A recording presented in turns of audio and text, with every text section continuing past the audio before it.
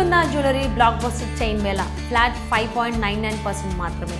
దేశ ఆర్థిక వ్యవస్థను కాపాడేందుకు మీ వంతు సాయంగా ఏడాది పాటు కొత్త బంగారం కొనుగోలు ఆపండి అంటూ ప్రధాని మోదీ ఇచ్చిన ఒకే ఒక్క పిలుపు ఇప్పుడు దేశవ్యాప్తంగా పసిడి మార్కెట్లో సరికొత్త విప్లవానికి నాంది పలికింది. విదేశీ మారక నిల్వలను కాపాడుకునే దిశగా కేంద్రం వేసిన ఈ అడుగుకు ఆభరణాల తయారీ సంస్థలు సైతం బ్రహ్మరథం పడుతున్నాయి. మనీ కంట్రోల్ కథనం ప్రకారం కేంద్ర ప్రభుత్వం బంగారం దిగుమతి సుంకాన్ని 6% నుంచి ఏకంగా 15% పెంచడంతో మార్కెట్లో ధరలు భగ్గుమంటున్నాయి. ఈ పరిణామం ఆభరణాల సరఫరా వ్యవస్థపై తీవ్ర ప్రభావం చూపుతోందని లజపత్ నగర్లోని ధీర్సన్స్ జ్యువెలర్స్ ప్రతినిధి రాఘవ్ ధీర్ విశ్లేషించారు.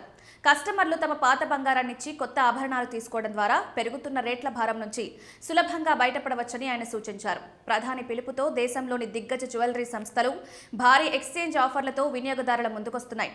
ప్రముఖ సంస్థ తనిష్క్ తాజాగా #ఓల్డ్ గోల్డ్ న్యూ ఇండియా పేరుతో ఒక బంపర్ క్యాంపెయిన్ మొదలుపెట్టింది.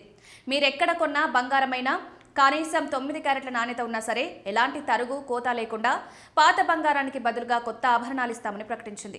మరో దిగ్గజ సంస్థ కళ్యాణ్ జ్యువెలర్స్ సైతం దేశభక్తిని చాటుకుంటూ nation first gold for India అనే సరికొత్త కార్యక్రమానికి శ్రీకారం చుట్టింది. విదేశాల నుంచి కొత్త బంగారం దిగుమతిని తగ్గించడమే లక్ష్యంగా దేశవ్యాప్తంగా ఉన్న తమ 342 స్టోర్లలో పాత బంగారం మార్పిడికి పెద్దపీట వేస్తోంది. వినియోగదారులను 18 క్యారెట్ల తేలికపాటి ఆభరణాల వైపు మళ్లించే ప్రయత్నం చేస్తోంది.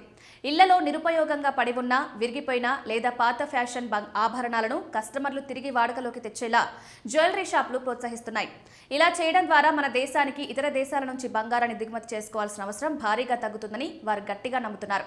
భారతదేశం మొత్తం దిగుమతుల బిల్లులో కేవలం బంగారం వాటానే దాదాపు 9 నుంచి 10% వరకు ఉంటుంది.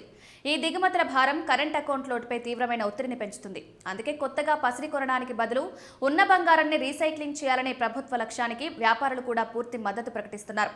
సుంకాల పెంపు వల్ల స్థానికంగా రేట్లు పెరిగే కొద్ది రోజుల పాటు కొనుగోలు తగ్గవచ్చని Geojit Investments research head Harish V అభిప్రాయపడ్డారు. రేట్లు పెరిగినంత మాత్రాన పెట్టుబడిదారులు భయపడాల్సిన పనిలేదని, ఇలాంటి గ్లోబల్ టెన్షన్స్ సమయంలో బంగారం ఒక సురక్షితమైన ఆస్తిగా ఉంటుందని ఆయన స్పష్టం చేశారు. అయితే పన్నుల పెంపుతో స్మగ్లింగ్ ముప్పు కూడా పొంచి ఉందని ఆయన హెచ్చరించారు. మన దేశంలోని కోట్లాది ఇళ్లలో దాదాపు 25,000 టన్నుల బంగారం లాకర్లలో నిరుపయోగంగా పడి ఉందని ఒక అంచనా.